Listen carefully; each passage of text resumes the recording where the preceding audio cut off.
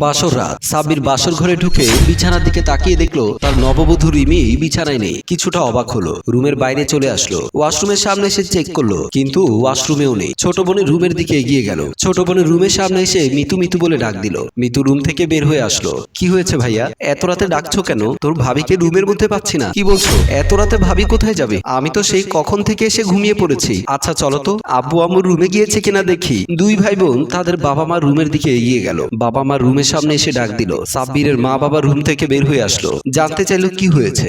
ভাবিকে নাকি রুমের মধ্যে পাওয়া যাচ্ছে না। সাব্বিরের বাবা অবাক হয়ে বলল, কি বলছিস? এত রাতে বৌমা কোথায় যাবে? সাব্বির বলল, আব্বু আমি রুমের ভেতরে প্রবেশ করতে দেখি ও রুমে নেই। তারপর ওয়াশরুম বারান্দা সব জায়গায় খোঁজ করেছি, কিন্তু কোথাও নেই। সাব্বিরের মা বলল, কি বলছিস? নতুন বউ এত রাতে কোথায় গেল? চল তো বাসার সব জায়গায় আবার খুঁজে দেখি। তারপর সবাই বাসার ভেতরে তন্ন তন্ন করে খুঁজে দেখলো, কোথাও নববধূকে পাওয়া যাচ্ছে না। সবাই টেনশনে অস্থির হয়ে উঠলো। সাব্বিরের মা বলল, এখন কি করব? বৌমাকে তো কোথাও পাওয়া যাচ্ছে না। মিতু বলল, আমার কাছে কিন্তু সন্দেহ লাগছে। মেইন দরজা খোলা, বাড়ি থেকে পালিয়ে গেল না তো আবার? সাব্বির ধমক দিয়ে বলল, তোর মাথায় কি কখনো ভালো কিছু ঘুরপাক খায় না? শুধু কুকথার ডাক পারিস কেন? বৌমা তেমন মেয়ে নয়, ভালো বংশের ভালো মেয়ে। সাব্বির বলল, আমি বাহির থেকে আসছি, তুই আবার এখন কোথায় যাবি? আম্মা এসে না হয়ে বলছি। বলেই সাব্বির বাসা থেকে বের হয়ে গেল।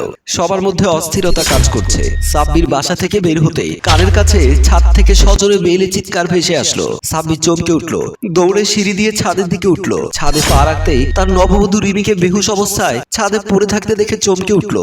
দৌড়ে এসে রিমি রিমি বলে জড়িয়ে ধরে ধাক্কা দিল, কিন্তু রিমির জ্ঞান ফিরছে না। সাব্বির অস্থির হয়ে কি করবে বুঝতে পারছে না। আম্মা আব্বা বলে ডাক দিল, কিন্তু তার মা বাবার কানের কাছে পৌঁছালো না। আস্তে আস্তে রিমিকে কোলে তুলে দাঁড়িয়ে ছাদ থেকে নিচে নেমে আসলো।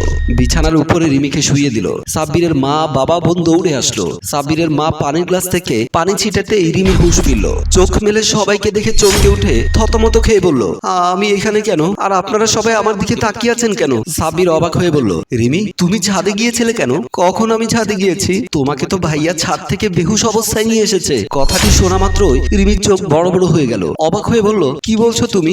আমি ছাদে গেলাম কখন? আর আমাকে বেহুশ অবস্থায় কখন নিয়ে আসলো? সাব্বিরের মা বলল, বৌমা সত্যি কি তোমার কিছুই মনে নেই? আম্মা আমি মিথ্যে কথা বলবো কেন আপনাদের সাথে? সাব্বিরের বাবা কিছু একটা ভেবে সবার উদ্দেশ্যে বলল, সাব্বিরের মা চলো রুমে চলো। আর সাব্বির কোনো সমস্যা হলে তুই আমাকে ফোন করিস। মিতু চল। সবাই সাব্বিরের রুম থেকে বের হয়ে গেল। রিমি ব্যাপারটা কিন্তু আমার কাছে অস্বাভাবিক লাগছে। আমি সত্যি তোমাকে ছাদ থেকে বেহুশ অবস্থায় নিয়ে এসেছি। আমি তো বলিনি। তুমি আমার সাথে মিথ্যে কথা বলছো, কিন্তু আমি বুঝতে পারছি না আমি কখন ছাদে গেলাম আর ছাদে গিয়ে কেন বেহুশ হয়ে গেলাম। সাব্বির ভীষণ টেনশনে পড়ে গেল, কিছুতেই হিসাব মিলাতে পারছে না। রিমি বলছে রিমি ছাদে যায়নি, আমি রিমিকে নিজেই ছাদ থেকে নিয়ে এসেছি। তাহলে কিভাবে কি হলো? সাব্বির শুধু একাই টেনশনে পড়েনি, রিমিরও বিষয়টা খুব অবাক লাগছে। আচ্ছা তুমি যে আমাদেরকে নিয়ে আসলে, এই মুহূর্তে বৌমার পাশে থাকা তো উচিত আমার। তুমি কি ভুলে গেছো আজ তোমার ছেলের বাসরাত? না ভুলিনি, তারপরে এরকম একটা ঘটনা ঘটে গেল। টেনশনে ভালো লাগছে না। আমার 100% বিশ্বাস বৌমার সাথে কিছু একটা আছে, আর সেই বৌমাকে এভাবে ছাদে নিয়ে গেছে, বেহুশ করে ফেলে গেছে। সাব্বিরের মা অবাক হয়ে বলল, কি বলছো তুমি?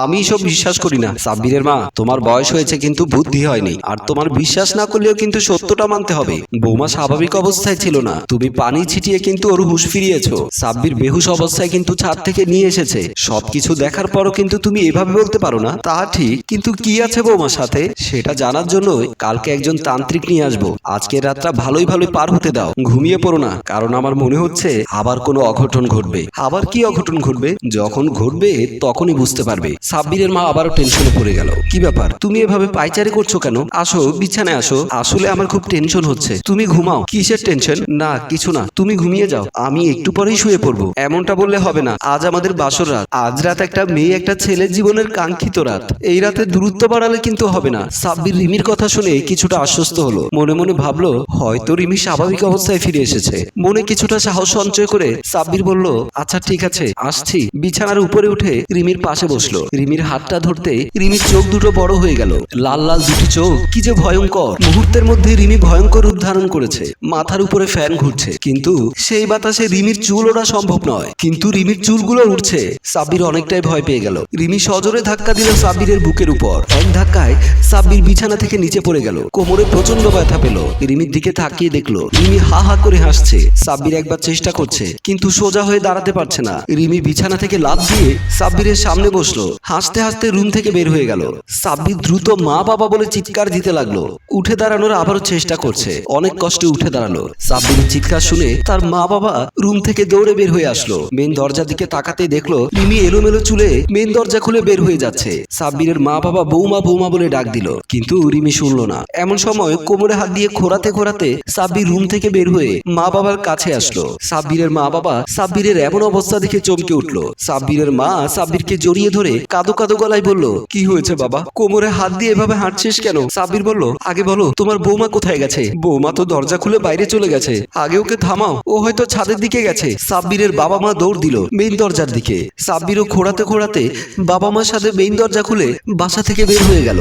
ছাদে উঠে তারা দেখতে পেল রিমি ছাদের একদম কিনারায় দাঁড়িয়ে তাদের দিকে তাকিয়ে হা করে হাসছে।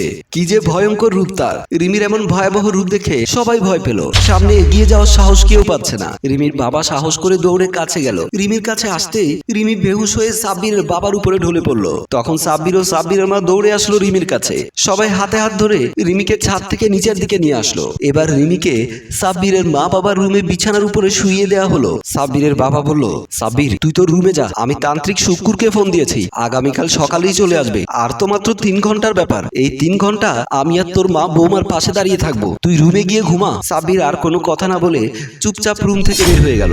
সাব্বির তার বেডরুমের ভেতরে ঢুকলো, বিছানার কাছে আসলো। খুব অস্থির লাগছে, কি করবে, কি করা উচিত, কেন তার সাথে এমন হচ্ছে? সাব্বির তার হিসাব মিলছে না। ভাবতে ভাবতে বিছানার উপরে বসলো। এমন সময় লক্ষ্য করলো রিমি বেডরুমের দরজা খুলে হাসি মুখে স্বাভাবিক অবস্থায় রুমের ভেতরে ঢুকছে। সাব্বির বসা থেকে উঠে দাঁড়ালো। রিমি এসে বলল, কি ব্যাপার, তুমি বসা থেকে দাঁড়িয়ে গেলে কেন? চলো শুয়ে পড়ি, অনেক রাত হয়েছে। সাব্বির রিমির দিকে তাকিয়ে কিছু না বলেই দিল দৌড়। এক দৌড়ে বেডরুম থেকে বের হয়ে গেল। তার মা বাবা রুমের সামনে এসে হাঁপাচ্ছে। বাসার চতুর্দিকে শিমশাম নীরবতা। আস্তে করে বাবা মার রুমের পর্দা সরিয়ে বিছানার দিকে তাকাতেই সাব্বিরের মাথা চক্কর দিয়ে উঠলো। কারণ বাবা মার রুমে রিমি বেহুশ অবস্থায় বিছানার উপরে শুয়ে আছে। তার বাবা মা দাঁড়িয়ে দাঁড়িয়ে কথা বলছে। সাব্বির বুঝতে পারলো একটু আগে তার রুমের মধ্যে যে রিমি প্রবেশ করেছে সেটা আসলে রিমি নয়। রিমির রূপ ধারণ করে হয়তো কেউ এসেছিল। আব্বু যে বলেছিল ওর সাথে কিছু একটা আছে, সেই কি এই সমস্ত করছে? সাব্বির ভাবছে, সাব্বিরের মাথা ঘুরছে। টেনশনে সাব্বির যেন হিতাহিত জ্ঞান শূন্য হয়ে পড়লো। সেন্সলেস হয়ে মা বাবা রুমের সামনেই পড়ে গেল। সাব্বির পড়ে যাওয়ার শব্দ শুনে তার বাবা মা দৌড়ে এসে সাব্বিরকে ধরে তোলার চেষ্টা করছে। সাব্বিরের মা কান্না শুরু করলো। সাব্বির সাব্বির বলে ডাকতে শুরু করলো। প্রিয় দর্শক, সাব্বিরের সাথে এ কেমন খেলা শুরু হয়েছে? এই রিমির উপরে আসলে কি কিছু ভর করেছে নাকি অন্য কিছু? বিস্তারিত জানতে দ্বিতীয় পর্ব পর্যন্ত অপেক্ষা করুন। গল্পটি ভালো লাগলে লাইক, কমেন্ট ও শেয়ার করে আমাদের সাথেই থাকুন। ধন্যবাদ।